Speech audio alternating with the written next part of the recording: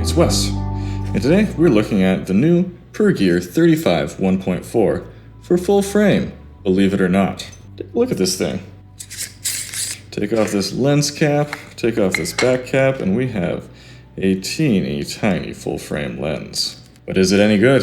Let's find out. Starting with the build quality. No big surprises here. We have seen lenses like this quite a few times in the past and from Pergear. Now most lenses like this from Pergear in the past were APS-C lenses, but this one is full frame, which is kind of shocking how small it is, but not unprecedented because we have seen in the past the TTartisan's 35 1.4, which looked very similar to this, but it was an entirely different lens.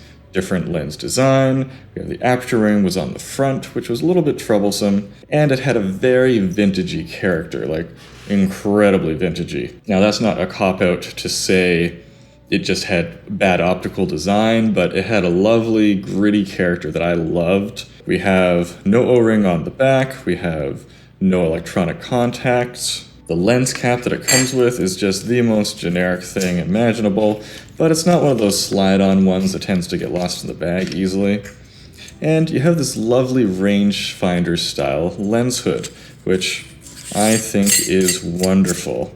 Just really completes the look. However, we're going to have to discuss this lens hood in some detail later because there are problems. This is obviously an all-metal design. It's very heavy in the hand for its size, but it has really nice feel both to the focus and to the permanently clicked aperture ring.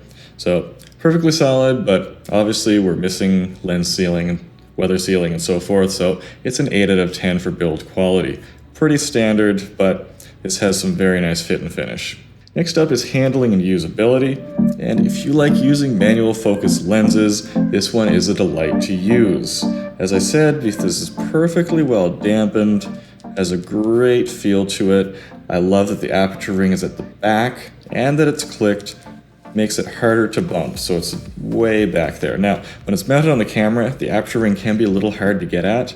Your mileage may vary there, but for me, I would much rather the aperture ring be hard to get at. Now, the focus ring is very small. It's just this tiny little ring, but it has a nice feel and good knurling. I was able to use it pretty easily with gloves on because it's winter, gotta do that. And since it is so small and so compact, that's a huge win for handling and usability because let's have a look at another 35 1.4 lens. Here is the Sony G Master.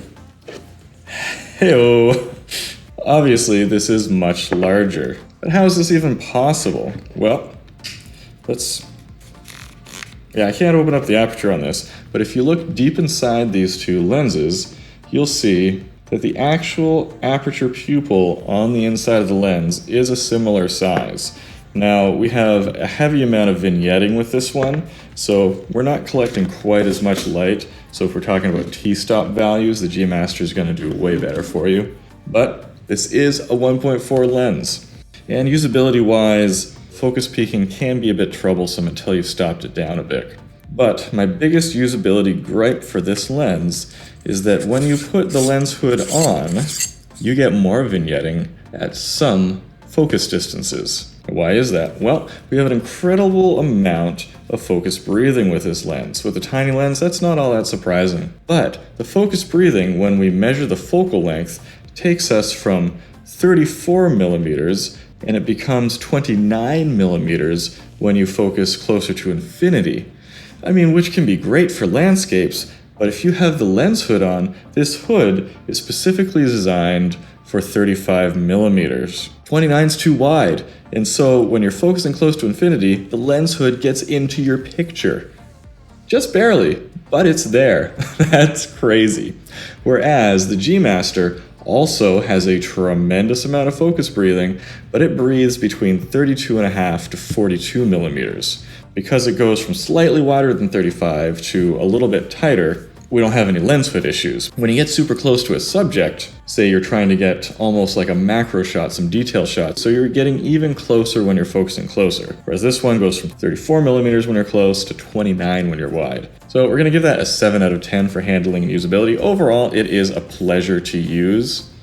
Image quality. I know, you're probably not expecting much for image quality from this lens. And I mean, you would be mostly right. These days, a lot of even cheaper manual focus lenses, such as from TTartisan, this is the 50 f2. Obviously, this isn't as wide an aperture of the lens. Why are my lenses all so dusty? Goodness. Is quite sharp at f2, not crazy sharp, but as soon as you stop it down to like 2.8 to 4, this is sharp enough for professional work, at least the copy that I have, which is just amazing to me, just shocking. And so I was hoping that this one, because we have such a wide aperture range, that once you stopped it down to 2, 2.8, you would be getting similar results to this TTartisan lens. But TTartisan is always a bit of a step ahead of everyone else with regards to sharpness, and this one doesn't quite achieve those levels. You've got to get to like 5.6 to f8 before things really get sharp, and even then, it's not phenomenally sharp. So at 1.4, I don't want to say it's super soft, because even just in the last few years, what is soft and what is sharp has changed dramatically, and my scores have adjusted accordingly.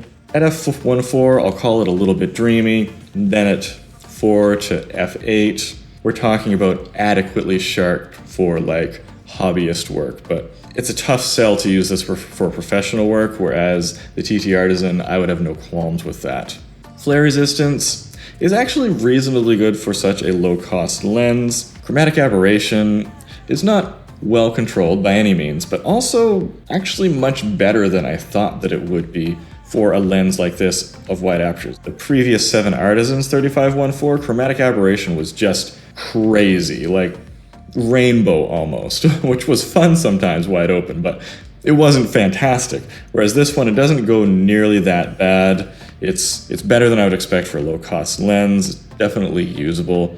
Wide open, it can be a bit much, but as soon as you stop it down a lot, it's perfectly manageable.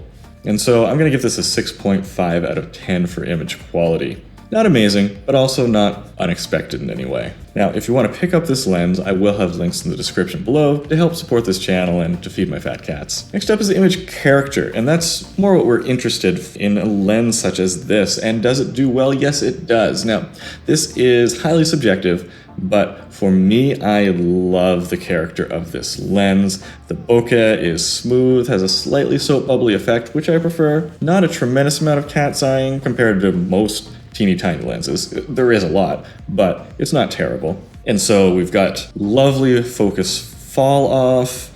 It actually has a reasonable amount of pop to it. I quite enjoyed the way that it rendered. Sun stars, not amazing, but not bad. The lens flares you get from it are pretty nice too. They have some good colors to them. And because it's a small manual focus lens, you can do some free lensing if you really want to get some crazy effects in there. The backgrounds for the most part will stay quite smooth and will generally not be very nervous. So overall, I'm going to give this an 8 out of 10 for image character. I really like it. It's not perfect, but it is solid to me. Focus performance. I am fundamentally changing how this category works because I've gotten so many complaints. Keep trying to change it. So we'll still have a separate manual focus score for manual focus lenses only. Again, you can check the scores spreadsheet in the link below. But ever since testing this lens right here, the Mikey 85-1.8 autofocus lens, I have had a change of heart. This lens, when in autofocus in uncontrolled lighting situations, is worse than just manually focusing a lens. This would be easier to get a shot in tricky light than this would. Now, a manual focus lens can get a maximum of 6 out of 10 in focus performance, because that's what I would consider the maximum comparable reliability, consistency, and effectiveness of manually focusing a lens if you are good at it. We will get 2 points if you have electronic contacts on the back that support automatic focus assist, which is a boon for this particular lens, and often how I used it to focus, because there's an autofocus manual focus switch on the back, and it supports focus assist because it is a full contact lens. And then we have 2 points for the handling of the autofocus. Some lenses don't feel good and are just miserable to focus because whether it's how the focus ring works, or the throw, or the feel, or the feedback. And then 2 points for the sharpness of the lens, which seems weird, but the sharper the lens is, the better focus peaking and focus assists work. Maximum of 6, 2, 2, and 2. All past scores have been updated in light of this change. This lens, no electronic contacts on the back, has a very nice feel to the manual focus. but the focus ring is a little small. And then finally, focus peaking is not super effective at the widest apertures, so we're not going to get full points there either. So this is going to be a 3 out of 10 for focusing performance. Moving on to the score that we're expecting to do best on with a Pergear lens, and that is value. Let's see how it compares. This lens comes in at $176, which is among the most expensive lenses that Pergear has made, but that's because it's full frame. I was thinking that this was going to land kind of high. I was totally wrong. I was thinking of all the APS-C manual focus lenses that I have reviewed. The old 7Artisans no longer exists, so I can't compare that. I think it costs less, but I forget. You can watch my review of it there. There's a new 7Artisans 35-1.4 that is $190. It looks similar, but I don't think it is the same lens design on the inside. Could not confirm that 100% for sure, though. There is a Midicon 35-2.0 for $200. Not as wide an aperture, but a decent lens. There is an autofocus Yongnuo lens that is a 35-2.0 for $280. So yeah, it's more money, but you get an autofocus. There is a Yashura 35-1.8 for $300. Viltrox 35-1.8. Did I review that? I think I just did the 50. It's $380. That's autofocus as well. And there's a Rokinon autofocus lens for $400. Those are all way more expensive than this. Then you've got the Sony 35-1.8 autofocus for $750, and Voigtlander has an $800 Nocton 35-1.4. Much bigger than this, much better optically, but is it worth 5 times as much money? That's a tough one. But as you can see, there's no way around it. This is the cheapest, not only 35-1.4, but 35 anything 2.0 and below when it comes to aperture value. So this has to be a 10 out of 10 for value. So where does that get us for a total score?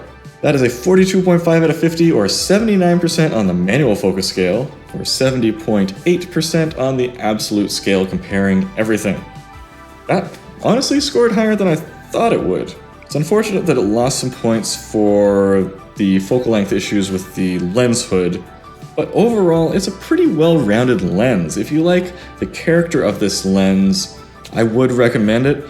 But again, there's that caveat that it's not quite sharp enough for professional use. But for a hobbyist lens, for a walkabout street photography lens, this is just adorable. It is practical. I really enjoy it, and I might be taking it on a trip with me. More about that in a future video. I am definitely taking the TTartisan 52.0 because this is a no-brainer to throw in the bag. It's so small, so great. If you have any questions about this, let me know down in the comments below. Until next time, go take some photos.